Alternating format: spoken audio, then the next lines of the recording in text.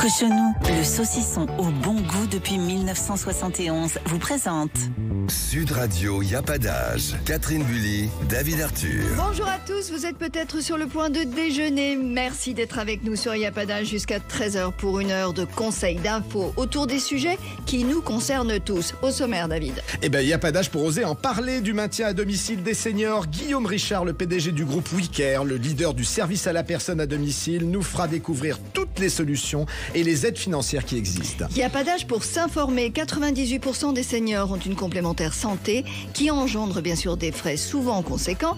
Alors comment bien la choisir? On va vous guider pour optimiser cet investissement. Il n'y a pas d'âge pour pousser un coup de gueule contre la justice qui n'écoute absolument pas les arguments des avocats des familles et des enfants dans les histoires de placement abusif. Il n'y a pas d'âge pour s'entraider en ces périodes de grand froid. On pense à tous nos aînés qui manquent de ressources et ne peuvent plus se chauffer à la maison. Les petits frères des pauvres ont des solutions pour vous. Il n'y a pas d'âge pour être en super forme cet hiver grâce à l'équilibre acido-basique, la solution miracle pour ne pas choper toutes les infections qui traînent. Ariane Goldet vous dira tout. Elle est déjà là. Le coup de cœur de la semaine, l'initiative de Fabrice Bonneau, chef à Lyon, qui par ses actions nourrit, apporte chaleur et réconfort aux sans-abri.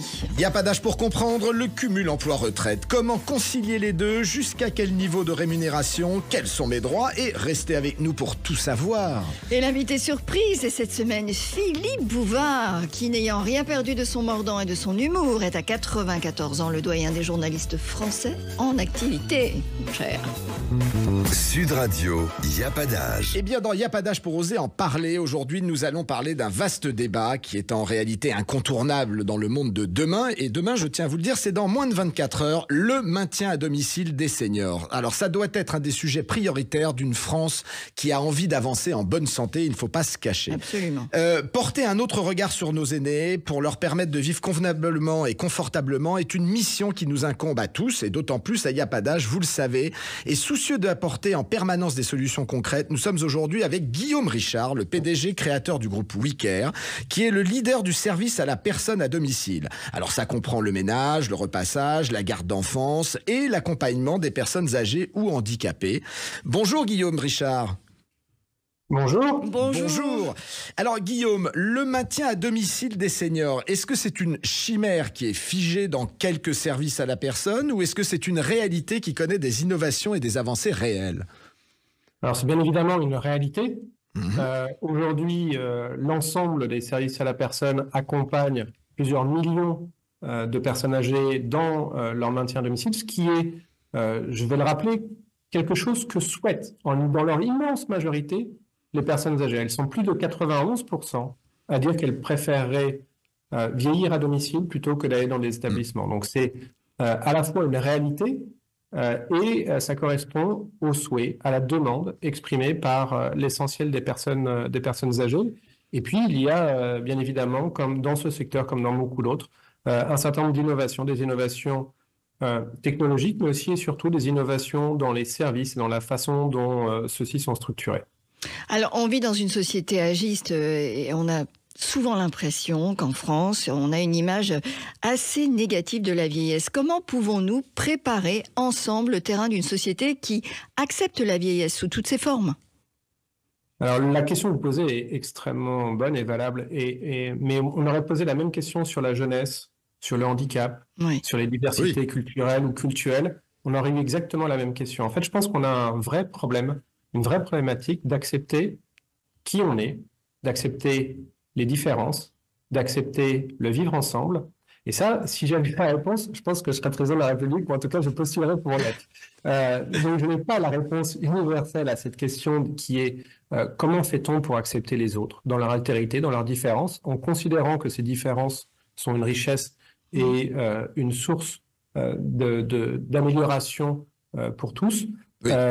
Je pense que ça passe par l'éducation, je pense que ça passe beaucoup par la communication aussi. Est-ce que l'émission que vous faites en cela est remarquable et contribue à lutter contre les idées fausses qu'on peut avoir et donc, effectivement, je pense qu'il y a beaucoup de communication, de l'éducation, et puis il y a un point de société qui est comment est-ce que la société s'accepte comme elle est, s'accepte dans sa diversité.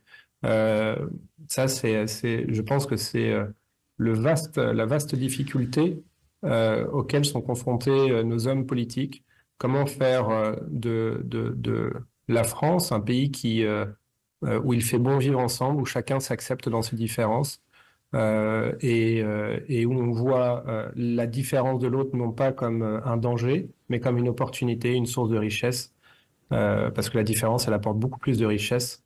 Et l'expérience, quand on parle des personnes âgées, elle apporte beaucoup plus de richesse que les quelques contraintes liées à la vieillesse. Alors justement, comme on ne fait pas de politique dans Il n'y a pas d'âge, mais qu'on apporte des solutions concrètes, on va au sujet de la question du bien vieillir. Votre groupe WeCare s'articule autour de 6 sociétés. Il y a O2, APEF, France Présence, Les Bienveillants, Silver Alliance et Autonomia. Que propose-t-elle chacune comme solution distincte ? Alors vous avez raison, ça peut paraître surprenant d'avoir 6 structures différentes pour une même problématique globale, mais en fait, c'est parce que ce sont des sociétés qui ont des propositions de valeur différentes, soit pour les clients, soit pour nos intervenants. Alors, côté client, O2 et APEF sont 2 structures qui proposent l'ensemble des métiers des services à la personne, donc aussi bien l'accompagnement de la personne âgée ou en situation de handicap, que le ménage, que la garde d'enfants, etc. Avec O2 qui est plutôt centré sur 45 ans, plus ou moins 10 ans, et APEF qui est plutôt centré sur 65 ans, plus ou moins 10 ans. Donc avec des cibles légèrement différentes, mais globalement une offre à peu près similaire. Donc fort entre de ces... Les Bienveillants et APEF, là, entre Les Bienveillants et France Présence, on a 2 sociétés qui ne s'intéressent que à l'accompagnement des personnes âgées ou en situation de handicap. Mais avec un prisme différent entre les deux, Les Bienveillants, c'est ce qu'on appelle un système mandataire, c'est-à-dire que c'est le particulier qui est l'employeur, et l'entreprise, Les Bienveillants, vient en intermédiaire entre le salarié du particulier employeur et la personne âgée qui est l'employeur. Et à l'inverse, chez France Présence, les intervenants sont tous nos salariés de France Présence, et donc la personne âgée est cliente de France Présence et n'est pas du tout l'employeur. Donc, et puis Silver Alliance et Autonomia, ce sont 2 sociétés un peu à part. La Silver Alliance, c'est une société qui, a priori, à notre connaissance, est unique au monde. C'est-à-dire on a créé une alliance d'entreprises de la Silver Economy, donc de l'économie du vieillissement, avec à chaque fois une seule et unique entreprise dans l'alliance, parce qu'on s'est dit chacun, de notre côté, qu'on avait tous une pièce du puzzle qui permet le bien vivre et bien vieillir à domicile. Parce que moi, par exemple, je fais le service à domicile, mais d'autres ils vont faire de la téléassistance, d'autres vont faire de l'aménagement du domicile, d'autres vont faire des gérants de technologie, d'autres vont faire de la médecine à domicile, etc., etc.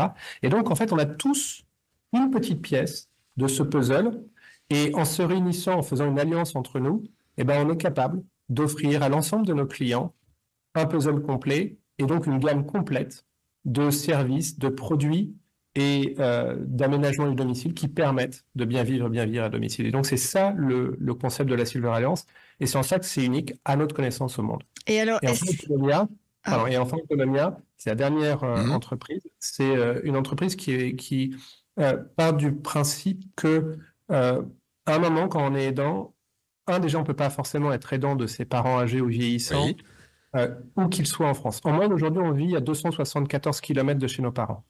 En moyenne, on vit à 274 km. Et donc, quand il convient d'intervenir au quotidien ou même une fois par semaine, est-ce qu'on est capable de faire ces 274 km Aller-retour. Oui, en plus. Pas forcément. Et donc, Autonomia est là pour remplacer les aidants dans leur rôle d'aidant et coordonner l'ensemble des actions. Par exemple, il faut aménager le domicile, faire un changement de salle de bain, donc il va falloir contacter des artisans, faire la sélection parmi les artisans, suivre les devis, valider les devis, suivre après les travaux. Et puis, il faut coordonner parce que maman doit aller chez le médecin ce jour-là, puis elle veut aller chez le coiffeur un autre jour, puis elle doit aller chez... etc., etc. Et donc, il faut coordonner tout un ensemble de choses, préparer, accompagner, pour permettre ce maintien à domicile. Et les aidants ne sont pas forcément en capacité de le faire tout le temps, soit parce qu'ils habitent loin, soit parce qu'ils n'en ont pas... Très rapidement, Guillaume Richard. D'accord, très rapidement, est-ce qu'il y a des aides financières si on va avoir recours à tous les services que vous proposez ? Alors bien évidemment, il existe différentes aides financières. Pour les personnes en situation de handicap, il y a ce qu'on appelle la PCH, la prestation de compensation du handicap, qui est une prestation universelle et qui est distribuée à tout le monde. Et de la même façon, pour les personnes âgées, en fonction du niveau de dépendance, il y a une aide qu'on appelle l'APA, allocation personnalisée d'autonomie, dont le montant est variable en fonction et du niveau de dépendance et des ressources. Mais c'est aussi une prestation universelle, c'est-à-dire que Madame Bettencourt peut en bénéficier également. Alors, ça sera bien moins élevé qu'une personne en situation de pauvreté, mais c'est une prestation qui est universelle. Donc, vous pouvez, 100% de nos auditeurs, 100% de vos auditeurs peuvent recourir à cette aide, l'APA, allocation personnalisée d'autonomie. Et enfin, il y a quelque chose qui est peu su, mais les enfants peuvent prendre en charge aussi la dépendance ou l'accompagnement de leurs parents et bénéficier de la réduction d'impôt, de même que 100% des familles, 100% des personnes peuvent bénéficier du crédit d'impôt de 50% sur les sommes dépensées pour du service à domicile en France. Eh ben, merci beaucoup Guillaume Richard pour vraiment toutes ces informations très précises qui vont permettre effectivement à nos auditeurs ou aux enfants de nos auditeurs de pouvoir envisager un maintien à domicile. Beaucoup de choses à dire. On vous retrouvera un peu plus tard dans la saison parce qu'on avait plein d'autres questions à vous poser, mais on est pressé par le temps et c'est un sujet vraiment primordial. Donc merci beaucoup. Pour l'immédiat, si vous souhaitez améliorer votre quotidien ou celui de vos parents, toutes les solutions pour un maintien à domicile sur mesure sont sur www.wicare.com et Wicare s'écrit O-U-I-C-A-R-E. À très vite. Merci Guillaume Richard. Nous sommes ensemble jusqu'à 13h et tout de suite, nous allons vous aider à choisir votre complémentaire santé. Les offres se bousculent, les frais générés sont souvent conséquents. Est-ce utile de payer très cher? Comment la choisir? Restez avec nous, on vous répond tout de suite. Et nous vous ferons entendre le coup de gueule que nous avons poussé ce matin dans la matinale de Sud Radio. À tout de suite. Sud Radio, y a pas d'âge. Catherine Bully, David Arthur. Bienvenue si vous venez de nous rejoindre et merci d'être avec nous dans votre émission Y a pas d'âge tous les dimanches jusqu'à 13h sur Sud Radio. Et dans un instant, Y a pas d'âge pour pousser un coup de gueule contre la justice qui n'écoute pas les arguments des avocats des familles et des enfants dans les histoires de placement d'enfants. Mais tout de suite, dans Y a pas d'âge pour s'informer, Catherine, on va vous aider à bien choisir votre complémentaire santé senior. Et oui, c'est important, David, de bien choisir sa complémentaire. On a souvent tendance à payer pour des prestations dont on n'a pas forcément besoin. En France, il faut savoir que 98% des seniors sont couverts par une mutuelle santé. Ah oui ? 97% d'entre eux ne maîtrisent pas leur contrat, c'est-à-dire quasiment la totalité, alors que le budget qu'ils mettent sur ces couvertures représente le deuxième budget à la maison après le budget alimentation. Ah oui. Donc dans les dépenses, c'est quand même, ça tient une place importante. C'est dire à quel point il est important d'en parler. On sait qu'à partir d'un certain âge, il y a 3 couvertures incontournables, la couverture dentaire, les optiques, les prothèses auditives, n'est-ce pas? J'ai les 3. Ben voilà. J'ai besoin des 3. Exactement. Bonjour Abdellah Nasri. Bonjour. Bonjour. Vous à êtes, tous. bonjour, directeur de Partner Assurance, qui est une entreprise qui simplifie, décrypte, gère les seniors avec leur contrat d'assurance. Est-ce qu'il y a aujourd'hui une bonne façon de choisir sa mutuelle santé? Oui, il existe même plusieurs façons de bien choisir sa mutuelle santé. C'est la raison pour laquelle on a mis en place un guide comment bien choisir sa mutuelle qui est disponible sur simple demande. Et dans ce guide-là, je vais vous apporter quelques conseils. La première des choses, c'est de définir ses besoins actuels et ses besoins futurs. Dans les besoins que l'on peut avoir, c'est l'optique, le dentaire. Ça, c'est des choses que l'on peut mesurer, savoir est-ce qu'on doit changer de paire de lunettes, est-ce qu'on va avoir besoin d'un appareil dentaire, est-ce qu'on a besoin d'un appareil auditif également. Et c'est également le conseil que je donne de calculer le coût de sa santé. Le coût de sa santé, c'est quoi? C'est la cotisation que l'on paye auprès de sa mutuelle et également le reste à charge qui n'est pas pris en charge par la mutuelle. Et ça, donc, on cherche à optimiser ce coût de la santé. C'est également de vérifier dans ces contrats d'assurance qu'on n'ait pas de garantie dont on n'a pas besoin. On trouve beaucoup chez nos aînés, quand on décrypte avec eux leur contrat d'assurance, des garanties telles que la maternité, telles que la pilule contraceptive, telles que des garanties qui ne sont plus du tout adaptées à l'âge de nos aînés, malheureusement. Et alors, souvent dans les contrats, il y a des notions de niveau 1, niveau 2. Ça veut dire quoi? Parce que moi, je me paume à chaque fois. Et surtout, donnez-moi un exemple concret. Oui, je suis d'accord avec vous, c'est assez compliqué. Ce qu'il faut savoir, c'est que le niveau 1 correspond généralement à 100%. On pourrait dire oui, 100%, on est remboursé intégralement. Or, malheureusement, c'est pas le cas. C'est 100% de la base de remboursement de la sécurité sociale. Je vais vous donner un exemple concret.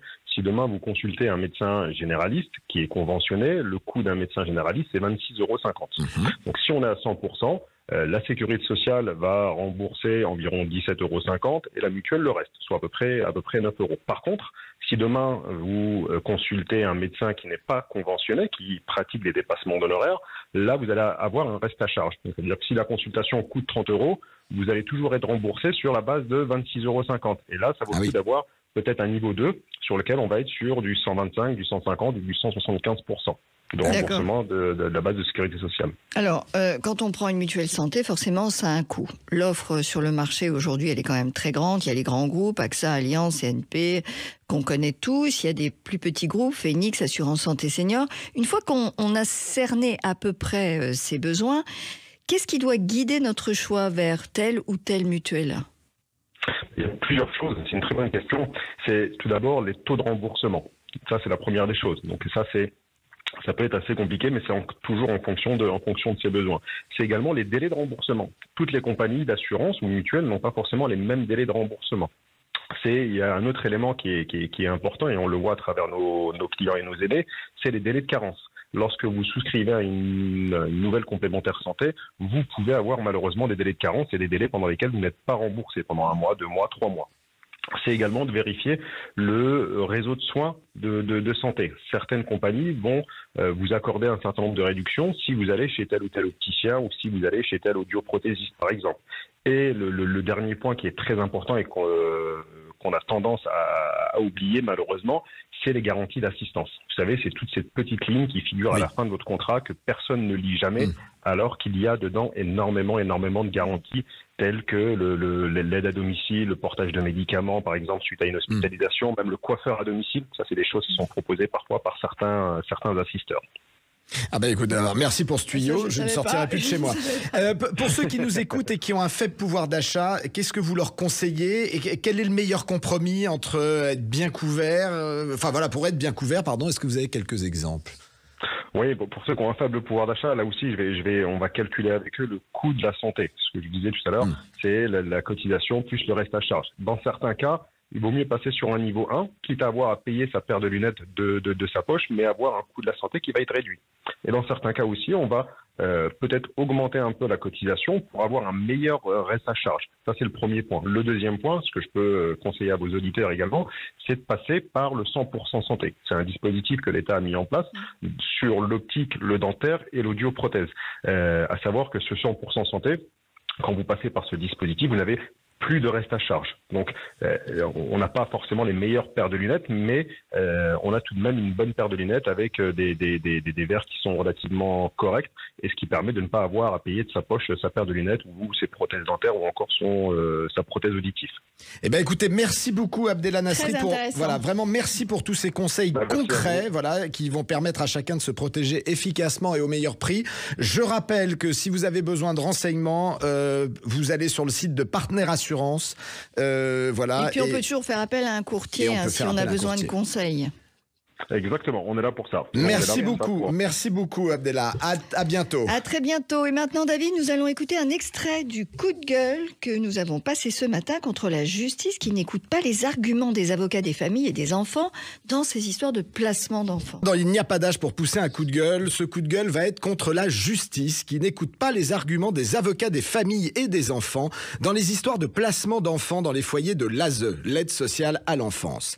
Un son de cloche unanime de la part des avocats en droit de la famille et un cri d'alarme qu'ils poussent face aux dérives et à la toute-puissance de l'ASE. Le matin, pour lever le voile sur ce scandale, nous recevons Maître Michel Amas, avocat marseillais spécialisé dans les affaires de placement abusif d'enfants. Bonjour Maître Amas. Bonjour. Alors, depuis 1 an, Maître Amas, Franck, le fils de vos clients Karine et Michel, alors Franck a 17 ans, il est placé depuis plus de 3 ans et demi dans des foyers de l'ASE. Il vous envoie donc depuis 1 an des SMS toutes les semaines pour vous supplier de l'aider à retourner chez ses parents et à lui permettre de voir son frère. Vous envoyez plus de 3 courriers par mois au juge dans ce sens, en relayant les SMS de Franck. Que vous répond-on, Maître Amas ? En un mot, c'est simple, rien. On ne me répond rien. La situation de ces enfants, elle est proche de l'apocalypse. Ses enfants, il y en a un qui avait mal au dos. Ses parents ont vu un médecin, ils habitent dans la région de Foix. Ils sont allés voir un médecin à Toulouse qui a mis ses enfants dans un protocole de soins assez lourd, des prises de médicaments. Et à un moment, ils ont mis un des enfants en fauteuil roulant. L'école a fait un signalement. Et là, ils ont été placés quasiment immédiatement, en disant que les parents avaient un syndrome de Munchausen par procuration, c'est-à-dire qu'ils surmédicalisaient les enfants. Ça fait 4 ans. Et alors, comment se déroule la procédure judiciaire qui en découle depuis 4 ans? Il ne se déroule rien, il n'y a pas de procédure. C'est-à-dire que les enfants sont placés. Ils ont des droits de visite de loin en loin. Au début, c'était une fois par mois en lieu médiatisé, c'est-à-dire avec des gens. Donc, droit de visite des parents. Les parents peuvent venir les voir. Droit de visite des parents, c'est-à-dire que les parents et les enfants se rencontrent une fois par mois dans un lieu avec des gens, c'est médiatisé, qui regardent comment ça se passe. Et puis, les services ont éloigné ce droit. C'était une fois par mois, maintenant c'est une fois par trimestre. Alors, là, par exemple, ils ont eu quelques heures à Noël. Après ce qu'on vient d'écouter, je n'aurais qu'un seul mot. Elle s'appelait Méline Vissocki, elle avait 11 ans et elle était hébergée en maison d'accueil à Pierrefonds. Le lundi 23 octobre 2023, elle a été retrouvée pendue dans sa chambre de la Mex de la Clairière. Alors, si son placement pour la protéger d'une vie familiale dangereuse ne fait aucun doute, il faut pointer du doigt le nombre exponentiel de suicides d'enfants placés, car les conditions d'accueil dans des lieux censés les protéger sont de plus en plus inhumaines. Ces sujets sont difficiles, mais il faut en parler, parce que sinon, personne n'en parle. Restez avec nous. Merci d'être avec nous sur Il n'y a pas d'âge. Maintenant, il n'y a pas d'âge pour s'entraider en ces périodes de grand froid. On pense à tous nos aînés qui manquent de ressources et ne peuvent plus se chauffer à la maison. Eh bien, vous allez voir, les petits frères des pauvres ont des solutions pour vous. Et vous découvrirez notre coup de cœur de la semaine, l'initiative de Fabrice Bonneau, chef à Lyon, qui par ses actions nourrit et apporte de la chaleur et du réconfort aux sans-abri. Sud Radio, il n'y a pas d'âge. Catherine Bully, David Arthur. Il n'y a pas d'âge sur Sud Radio, nous sommes avec vous jusqu'à 13h. Dans un instant, vous découvrirez notre coup de cœur de la semaine. Nous allons parler, David, de l'initiative vraiment super de Fabrice Bonneau, chef à Lyon, qui par ses actions nourrit, apporte chaleur et réconfort aux sans-abri. Mais oui, et tout de suite, Catherine, sans plus attendre, il n'y a pas d'âge pour s'entraider. Nous allons nous intéresser à nos aînés qui, dans une situation de précarité énergétique, ne peuvent plus se chauffer. Oui, David, et cette situation est dramatique. Je vous rappelle la définition de la précarité énergétique. C'est une personne qui éprouve des difficultés à disposer de la fourniture d'énergie nécessaire pour couvrir ses besoins par l'inadaptation de ses ressources ou de ses conditions d'habitat. Eh bien, figurez-vous qu'il y a tout de même 5,6 millions de ménages qui sont en situation de précarité énergétique, soit 55% ont plus de 60 ans. Et parmi eux, plus de 1,6 million de retraités, dont une majorité de femmes, qui vivent principalement dans des communes rurales. Alors, en ce moment, avec la baisse des températures, eh bien, cela soulève des dépenses qui sont incompatibles avec cette situation de précarité, même si certains bénéficient de chèques énergie, ils sont souvent jugés par la plupart compliqués, très compliqués à utiliser. Bonjour Yann Lanier. Bonjour. Bonjour, vous êtes délégué général des Petits Frères des Pauvres. Quel est votre constat, Yann, aujourd'hui? Nos aînés sont de plus en plus touchés par cette précarité énergétique? Oui, Catherine, vous l'avez dit, la précarité énergétique, c'est 20% des ménages de plus de 65 ans. Et la population âgée modeste, on le sait, va considérablement augmenter dans notre pays dans les années à venir. Vous l'avez dit également, les coûts de l'énergie explosent. On s'attend tous, là, dans les jours ou dans les heures à venir, à voir les factures d'électricité à nouveau grimper d'une dizaine de pourcents. Et puis, les populations les plus âgées sont à la fois des populations qui peuvent cumuler par rapport aux questions énergétiques un certain nombre de difficultés supplémentaires. Je m'explique. Vous avez des populations qui sont d'abord plus à la maison. Souvent, elles ne vont plus travailler, donc il faut chauffer la maison toute la journée. On est parfois face à des logements mal isolés. On est aussi parfois face à des grands logements suite à un veuvage notamment où on vit seul dans un grand logement et qu'il faut chauffer. Voilà pour ces quelques exemples. En tout cas, on a aujourd'hui un vrai sujet et effectivement, les chèques énergie, même s'ils ont pu contribuer à résoudre une partie du problème, ne peuvent pas à eux seuls le résoudre. Oui, mais alors justement, est-ce qu'ils ont vraiment aidé à changer les choses et surtout, est-ce que tout le monde y a droit à ces chèques énergie? Alors non, tout le monde n'y a pas le droit et puis la politique des chèques devrait a priori prendre fin là sur 2024, mais on a déjà la statistique 2023 en France. Alors tout âge confondu, il y a 5,6 millions de ménages qui ont reçu le chèque énergie. Mais là, on va rentrer à nouveau avec une autre difficulté pour les personnes âgées, c'est celle de l'électronisme. Hein.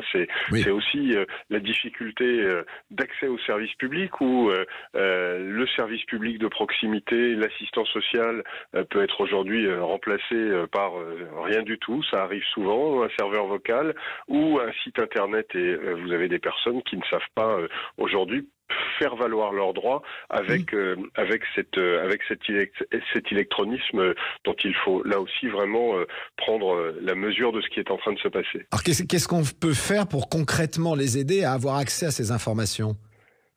Eh bien, écoutez, pour aider les personnes, il faut aujourd'hui fabriquer, moi, ce que j'appelle un écosystème citoyen autour des personnes, et bien sûr des personnes âgées les plus précaires et les plus fragiles.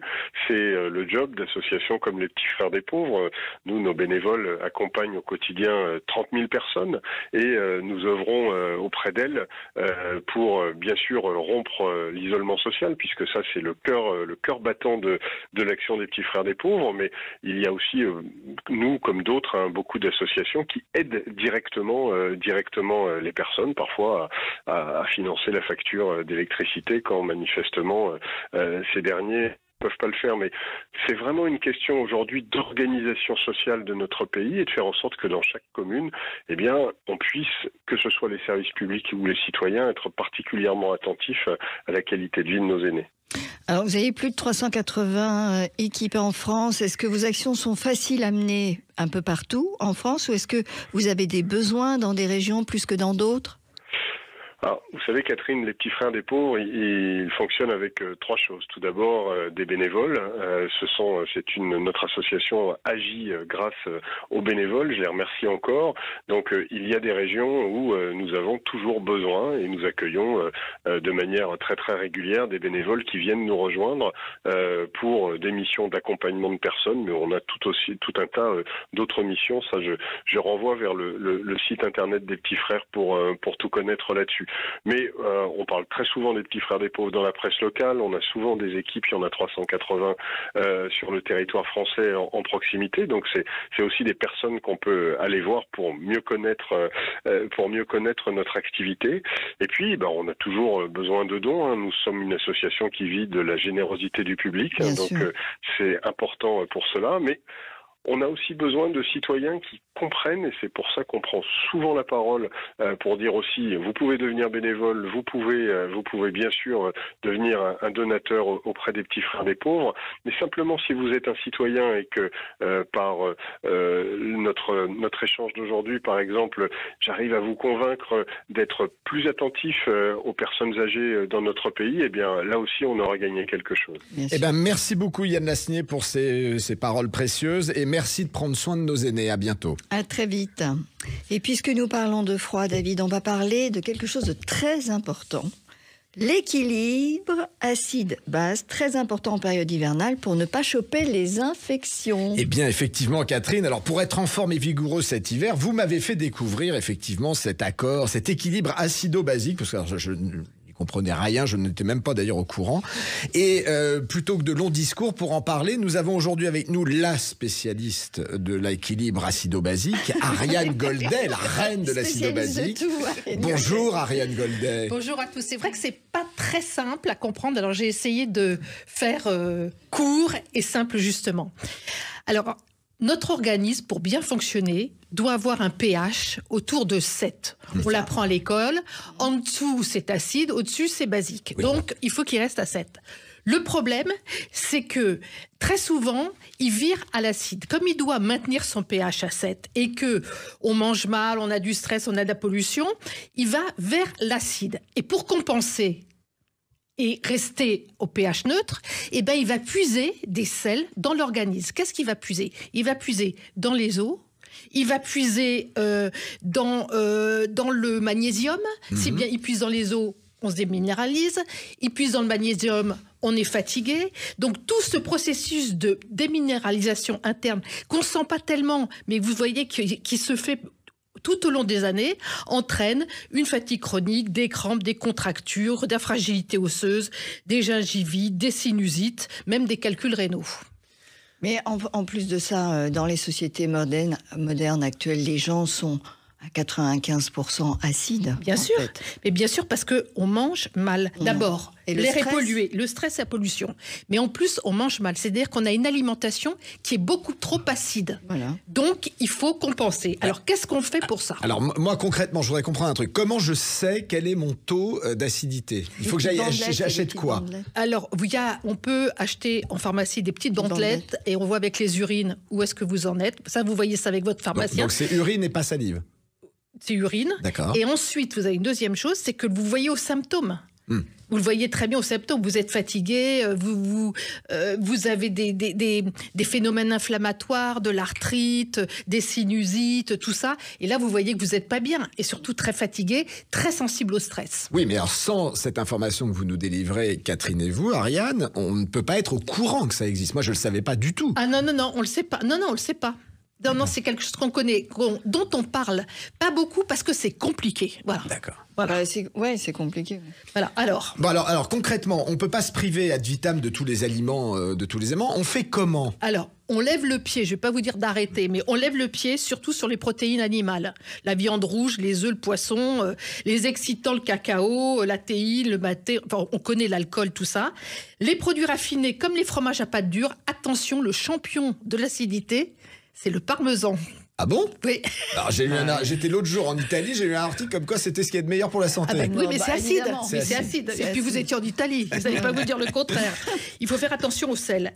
Mais maintenant, si vous voulez, et on est obligé quand même de manger de tout. Donc quand vous faites attention, par ailleurs, vous allez compléter par une alimentation très basique qui va faire un effet tampon. Et là, c'est les légumes. Surtout les légumes, parce qu'ils sont riches en potassium, les fruits secs. Voilà. Et surtout, vous pouvez aller voir votre pharmacien qui peut vous donner du bicarbonate de potassium, des gélules avalées, du carbonate de calcium, du magnésium et même le bicarbonate de soude. Quand vous avez des acidités gastriques, ce qui est le mal du siècle, justement parce qu'on mange mal. Vous savez, à 3h du matin, vous vous réveillez, ça brûle. Et bien, vous levez, vous prenez un peu d'eau avec du bicarbonate de soude, tout de suite, ça part, parce que c'est très basique et ça compense l'acidité tout de suite. Et là, on comprend. Ce problème de déséquilibre acide-base, est-ce que c'est un phénomène récent ou pas? C'est un phénomène récent sur des derniers milliers d'années parce que, en fait, nos ancêtres, les cueilleurs, ce qu'on appelait les cueilleurs chasseurs, eux, ils mangeaient 65% de fruits et légumes et 35% de produits animaux, dont du poisson. Donc, en fait, ils étaient faits pour ça, ils s'alimentaient bien. Nous, on arrive des décennies plus tard, on a une alimentation avec 30% de céréales, 35% d'aliments raffinés, du sucre, des produits laitiers et uniquement 15% de fruits et légumes, alors que nos ancêtres, c'était 65%. Alors, vous demandez à l'organisme, même si c'est sur des centaines d'années, de s'adapter, il a du mal. Donc, il faut l'aider. Voilà. Moi, je précise que j'ai des petites bandelettes pour la salive, parce que c'est parfois plus facile. Oui. Alors, on va se quitter sur ce conseil. Merci, Catherine. Donc, vous allez à la pharmacie acheter des bandelettes. Voilà. Merci, Ariane Goldet, pour cette découverte qui peut nous aider fortement à avoir une santé de fer cet hiver. Penchez-vous sur cette question. Cette question d'acide basique. Et maintenant, Catherine, je crois qu'il est temps pour vous de nous faire découvrir le coup de cœur que vous avez eu cette semaine pour... J'ai trouvé que cette initiative était vraiment très jolie puisqu'on parle du froid, des plus démunis. C'est un coup de cœur qui valorise une initiative. Celle du chef Fabrice Bonneau à Lyon à l'égard des sans-abri. Donc, la baisse des températures affecte en premier lieu forcément toutes ces personnes qui sont sans domicile, qui pendant des mois d'hiver peinent à survivre dans les conditions que nous connaissons. Eh bien, Fabrice Bonneau, chef à Lyon, il nourrit tous les sans-abri qui viennent devant son restaurant, Cuisine et Dépendance, à certaines périodes, c'est rue de la Charité à Lyon, pour ne pas le nommer. Il est aussi fondateur d'une association qui s'appelle Envie d'un sourire, qui est très jolie, qui soutient les plus démunis. Il est aussi créateur d'un festival qui s'appelle le festival Soupe en scène, qui a lieu en fin d'année, fin novembre cette année, avec des concerts, des animations, une bonne petite soupe qui vous est servie et les fonds récoltés sont reversés à 3 associations. Alors moi, j'ai envie de faire un appel à tous les maires qui nous écoutent. Ces initiatives du chef Fabrice Bonneau, finalement, elles peuvent être reprises un peu partout en France, on est d'accord. Et c'est pour chacun d'entre nous toujours une formidable expérience que de pouvoir apporter un peu de réconfort, un peu de soutien aux personnes qui sont démunies. Donc, je prouve que ce serait une belle initiative si nos maires pouvaient mettre à disposition donc cette solidarité. Et il y a une adresse où vous pouvez prendre des renseignements qui s'appelle Cuisine et Dépendance au pluriel acte 2 tout attaché @orange.fr. Répétez-le à nouveau. Cuisine et Dépendance au pluriel acte 2 tout attaché @orange.fr. Merci Catherine. Nous sommes ensemble jusqu'à 13h et dans un instant nous allons vous parler du cumul emploi-retraite. Peut-on tous en profiter et surtout sous quelles conditions? Et Philippe Bouvard vient nous rendre visite à 94 ans. Il n'a rien perdu de son mordant et de son humour. Il sera avec nous. Sud Radio, y a pas d'âge. Catherine Bully, David Arthur. Bienvenue si vous venez de nous rejoindre et merci d'être avec nous dans Y a pas d'âge comme chaque dimanche jusqu'à 13h sur Sud Radio. Alors avant de retrouver notre invité de la semaine, Philippe Bouvard, le doyen des journalistes français qui n'a rien perdu de son mordant et de son humour, je crois Catherine que vous allez nous parler du cumul emploi-retraite. Oui, c'est ça. Comme si vous ne saviez pas de quoi il s'agit, on évoque le cumul emploi-retraite qui, c'est possible bien sûr, apporte un soutien financier non négligeable et nos retraités sont de plus en plus nombreux à essayer d'en bénéficier. Or, depuis la réforme des retraites, les conditions ont changé. Donc nous allons essayer d'y voir un peu plus clair. Bonjour Laurence Ledren. Bonjour à tous. Bonjour. Alors Laurence, vous êtes responsable des droits et retraites pour notre temps. Rappelez-nous qui peut utiliser ce fameux cumul emploi-retraite. Tous les retraités peuvent, s'ils le souhaitent, reprendre une activité professionnelle en continuant à toucher toute ou partie de leur pension. D'accord. D'ailleurs, ils sont plus de 500 000 à retravailler en cumul emploi-retraite. Ah oui. Pas mal. Et alors, et dans quelles conditions on peut l'utiliser? Est-ce qu'il y a une limite à pas dépasser en gain? Oui, attention. Le cumul, il peut être plafonné ou il peut être intégral. Intégral, c'est l'idéal. Vous touchez toute votre retraite et votre nouveau salaire. Mais il y a 3 conditions à retenir.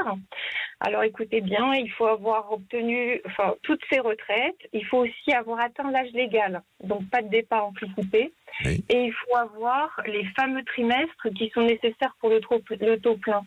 Par exemple, si vous êtes né en 62, il vous faut 169 trimestres et il faut avoir 62 ans et 6 mois. Alors vous avez aussi un joker, si vous avez 67 ans, vous n'avez pas besoin d'avoir tous vos trimestres.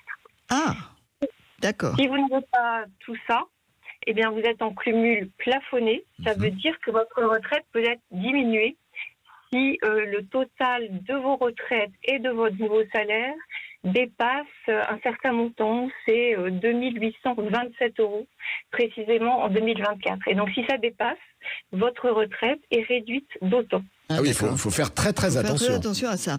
Alors, quel est le genre d'emploi en fait qui accompagne une retraite le plus généralement? Alors, je dirais que d'abord, ce sont des emplois à temps partiel. Il y a 2/3 des retraités qui occupent des emplois à temps partiel. Et puis sinon, ça peut être un peu partout, dans une entreprise privée, mais aussi dans des associations. Ça peut être en tant qu'indépendant, artisan, commerçant, même entrepreneur. Il y a des cadres qui recréent leur société. Ça peut être des professions libérales. Il y a des médecins qui font du cumul emploi-retraite et aussi beaucoup auprès de particuliers qui ont besoin de services auprès de personnes âgées, d'enfants, pour faire du jardinage, du bricolage, garder des animaux, garder des maisons aussi. Et on voit aussi des offres, il y a sur certains sites qui sont un peu consacrés à ça, pour des postes tout à fait classiques, par exemple des comptables, des chauffeurs de bus, pas mal, voilà. Et alors, est-ce que les personnes qui ont recours au cumul emploi-retraite le vivent davantage comme une contrainte ou comme un moyen d'améliorer leur quotidien ? Je dirais qu'il y a 2 situations. Reprendre un travail, ça peut être pour certaines personnes vraiment une nécessité pour compléter une pension qui est trop faible. Et pour d'autres, c'est vraiment un choix de continuer leur activité professionnelle parce qu'ils n'ont pas envie de s'arrêter tout net au moment de la retraite. D'ailleurs, quand on regarde les chiffres, sur ces 500 000 personnes, on voit 2 groupes qui apparaissent. Il y a des retraités qui travaillent beaucoup dans des postes en tant qu'employés pour améliorer des petites pensions et on observe que ce sont majoritairement des femmes. Et puis aussi, on voit un autre groupe de retraités qui occupent plus des postes qui sont des postes de cadre ou des postes assimilés et ce sont majoritairement des hommes. Eh bien, écoutez, merci beaucoup Laurence Ledrenne pour Merci. cette expertise vraiment très pointue et pour toutes ces informations très utiles que vous venez de nous donner. Je rappelle, Laurence Ledrenne, que vous êtes responsable des droits et retraites pour le magazine Notre Temps, donc vous savez de quoi vous parlez. Merci à très beaucoup. bientôt. Et maintenant, David, comme tous les dimanches sur Sud Radio, nous avons l'immense plaisir de recevoir notre invité. Il est à 94 ans, le doyen des journalistes français en activité et il n'a rien perdu de son mordant et de son humour. Il s'agit de Philippe Bouvard, évidemment. Bonjour Philippe Bouvard et joyeux anniversaire avec quelques jours de retard. Vous allez bien ? Écoutez, oui, je vais. Enfin, je sais que le plus gros est passé, hein, oui. Et que ce qui reste à vivre et à quoi on s'accroche n'est pas toujours le meilleur. Oui, mais alors le plus drôle. Oui, mais en même temps, Philippe, alors donc je le rappelle, vous avez eu 94 ans le 6 décembre dernier, donc vous êtes dans votre 95e année, Philippe. C'est fabuleux. Oui. Et vous avez une chronique tous les dimanches sur RTL et chaque semaine une page entière dans VSD. Alors Philippe, qu'est-ce qui continue de vous faire courir ? Écoutez, c'est l'amour du métier. Et le fait que quand je ne fais rien, je m'embête beaucoup. Alors, évidemment, il y a un risque, c'est que lorsque je fais quelque chose, j'embête les autres. On me le dira, le cas échéant. Bon. Alors, vous avez été pendant 37 ans sur les grosses têtes, Philippe. Alors, j'imagine, pendant toutes ces années, quels sont les pensionnaires qui vous ont le plus épaté par leur CI verbal, par leur sens de l'humour ? Il a travaillé pendant plus de 15 ans avec moi. Je pense que vous vous souvenez de lui, c'était Olivier de Kersauzon. L'amiral. L'amiral Kersauzon. L'amiral. Alors, un phénomène sur le plan verbal, avec également des connaissances insoupçonnées chez quelqu'un qui n'avait jamais beaucoup travaillé. Mais il était inspiré, c'était un phénomène. Alors je sais qu'aujourd'hui il vit très loin de Paris et depuis que je lui ai refusé quelques francs, car c'était déjà des euros.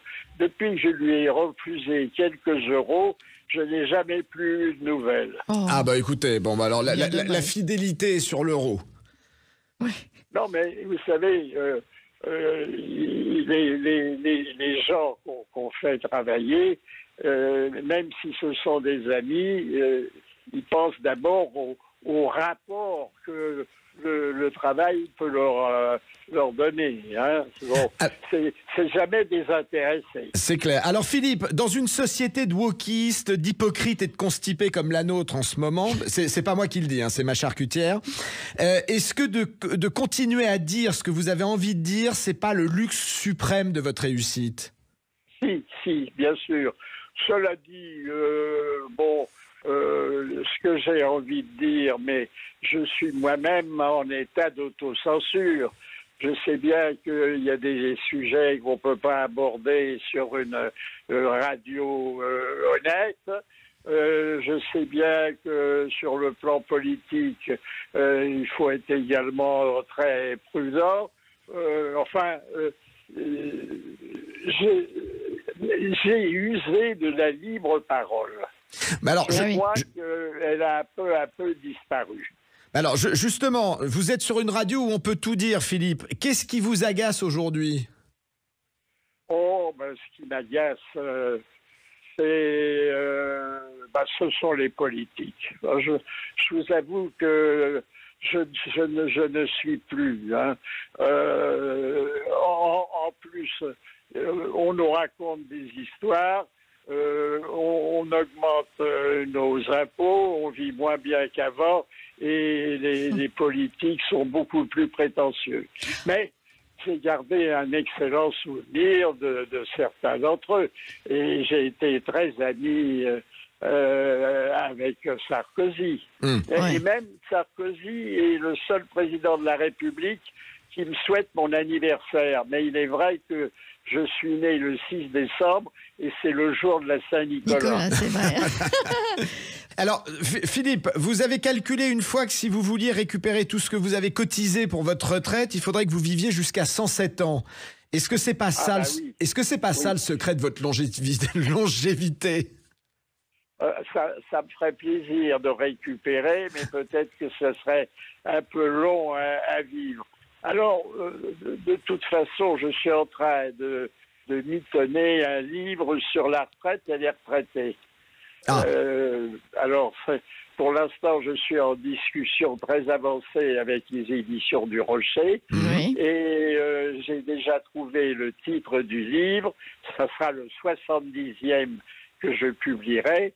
Et il s'intitulera La retraite, point d'interrogation, une fin de vie. La retraite, point d'interrogation, pas une fin de vie, mais le début d'une nouvelle existence. Alors, reste à savoir si cette existence vaut la peine d'être vécue. C'est ça. Si elle donne autant de plaisir ou des plaisirs différents. Mais sinon, c'est un précédente. message positif. Je dis, le titre est positif. Ce n'est pas la fin de la vie, la retraite. Non, mais enfin, c'est quelque chose de très différent. Et dans la mesure où on s'est attaché à certaines activités, à certains plaisirs et à certaines fréquentations de la vie précédente, on n'est pas certain de toutes les retrouver. C'est sûr.